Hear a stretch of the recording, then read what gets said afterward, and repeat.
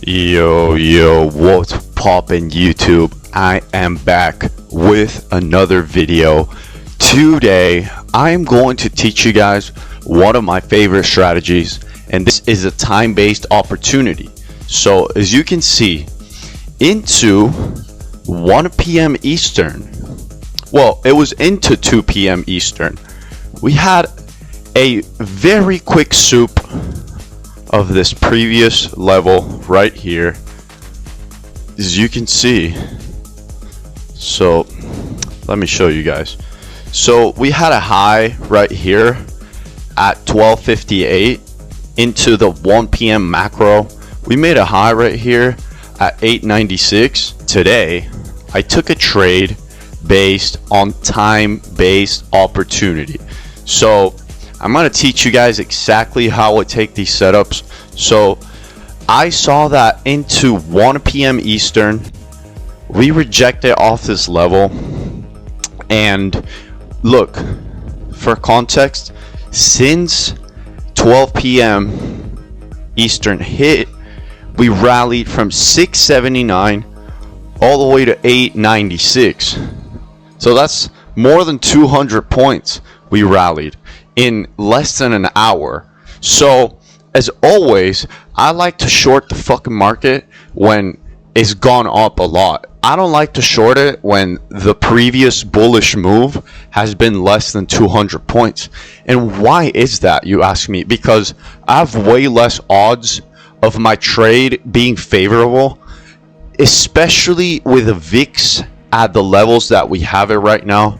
So if we check right now, /VX, so it's currently trading at 19, and previously we were trading much higher.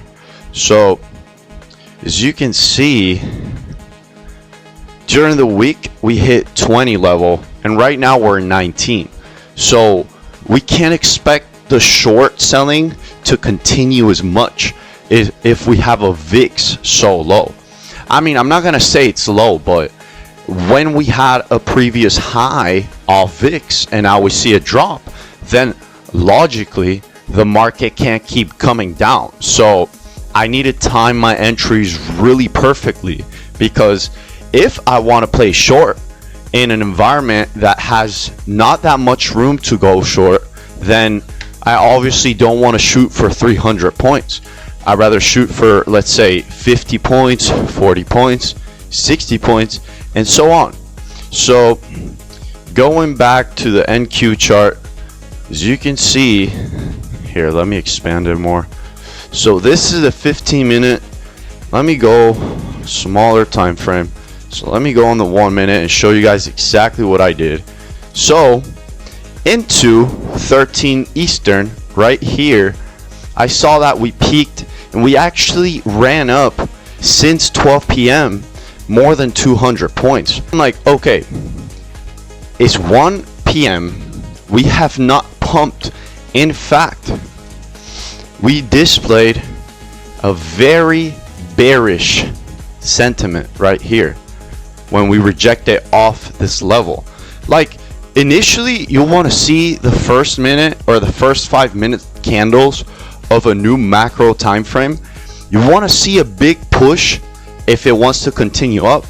But I saw that we rejected right here, and I knew like it was bound for a fucking breather. So right now I saw the market right here reject, and when I saw this second rejection right here into 110, when I saw this rejection, I actually went short. So I was already red on the day, like $300. So I actually got stopped out early in the morning. But when I entered here, so I entered off this level at 110.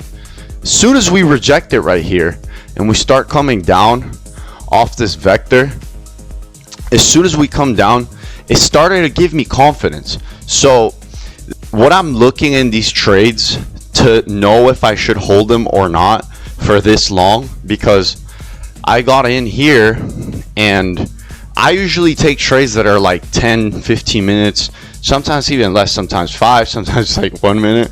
It's pretty crazy. So I was expecting a quicker move, not gonna lie, like very, very strong.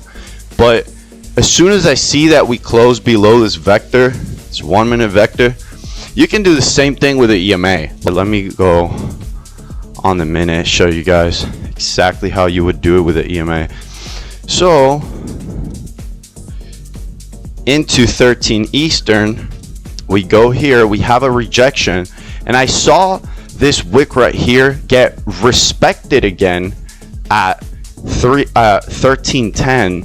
So I immediately went short, but what gives me confidence is this right here. So when we get more minute candles closing below the EMAs, so you want to see a trend start to form for this breather to play out. So when I saw here 3 minutes later after my entry that we closed below the EMAs, it gave me confidence to keep holding this trade. So I kept holding. My target was all the way down here at 810. So we didn't go right away there. We bounced right here, and then boom. By the 130 macro, boom, 810 hit. Let's fucking go. That's how you take a fucking trade, baby. And it's not that hard, but you need to have the patience for these small windows of time that give you a good fucking opportunity to enter. And these moves, like, whoa, yeah, this one took a little longer than normal. Like, this took like what, like 20 minutes to play out. But like, even if you entered off here, you would have been fine, because you don't need to overcomplicate the shit, bro. Like, man, it went up 200 points, like barely any breathers.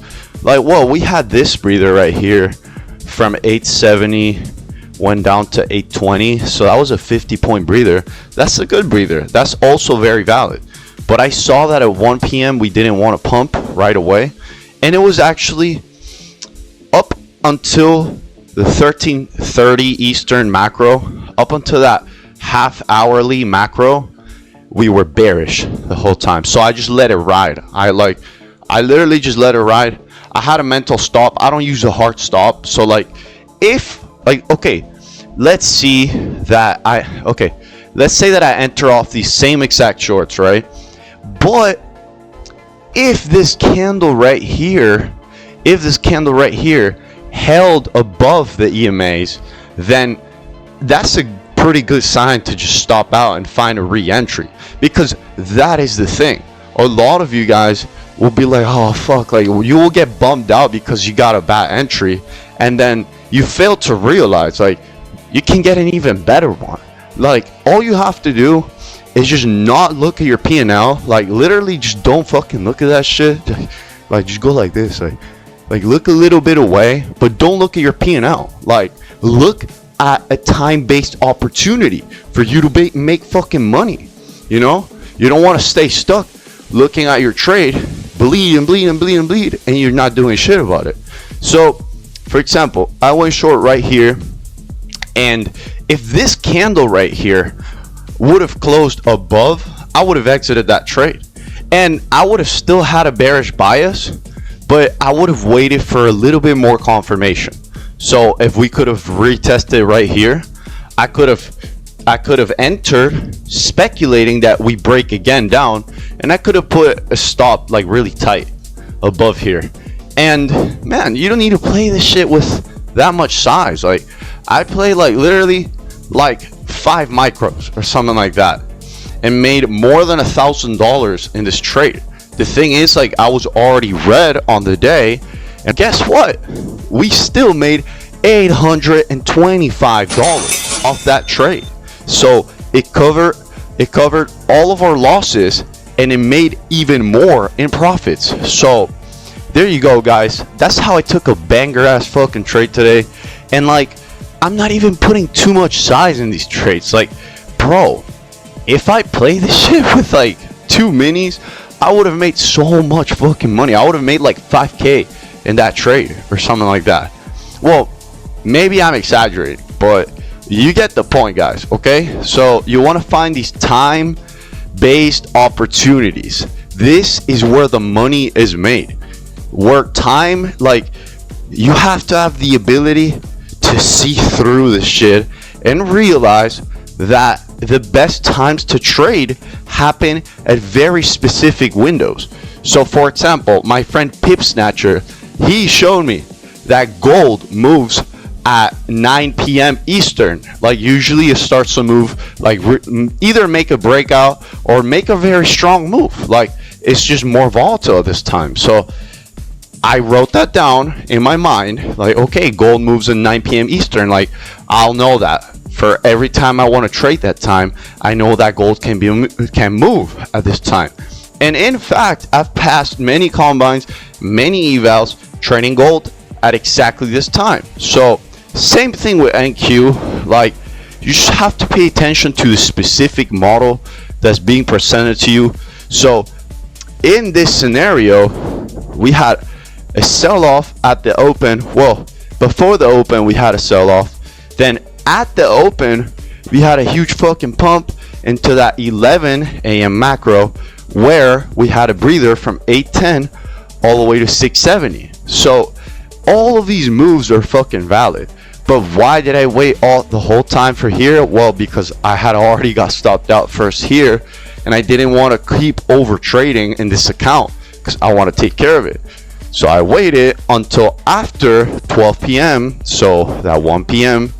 13 Eastern macro, and boom, we enter right here, exit it all the way down here at 810 for $825 in profit.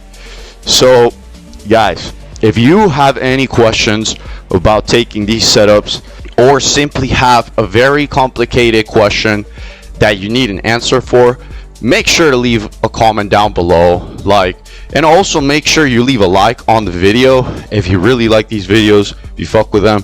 If you want me to make more tutorials, hit up that fucking subscribe button, baby. Let's fucking go. We hit 100 subscribers. Let's fucking get it, baby. Road to 1,000 subscribers. Let's fucking go. This is our year. This is your year as well. So make sure you stay on the right track. Bro, why the fuck do you keep doing the same shit over and over and over again, expecting a different result? Like, bro, literally, just quit doing that shit. Quit doing that broke stuff, that brokey shit, and lock the fuck in, bro. Lock the fuck in. This is your chance, bro. This is your chance. Literally, you have a good mind. You have a good body. You can do anything you want, bro. Literally, be grateful that you're healthy. Be grateful that you have a mind, right? So that you can literally navigate through the world and make yourself and your family rich as fuck. Okay, guys? So if you want to get funded, make sure you use my code for Apex. They're running 80% off right now, so I'm leaving my code right here if you want to get funded with Apex. Currently doing 80% off, so let's fucking go, baby. As always, if you want to join premium, the link is down below. I'm also opening spots for mentorship, so if you want that, the link is down below as well. And the most important, if you want to join the free Discord, hit the link down below. So I'll catch you guys later. I hope you guys bank and make good decisions. That's the most important thing, that you improve yourself, not from how you were years ago. Improve yourself from how you were yesterday. At least a little better every single day. A little bit better. Execute a little better. Like, figure out why you're fucking up in your trades, and then work on that small issue. Like, don't let it go by. Don't just walk away from the chart. Like, actually work on the issue that needs to be worked on. Okay, guys? So that's it for this video. Let's fucking go. Comment down below, and I'll see you guys next time. Peace out, and God bless you guys.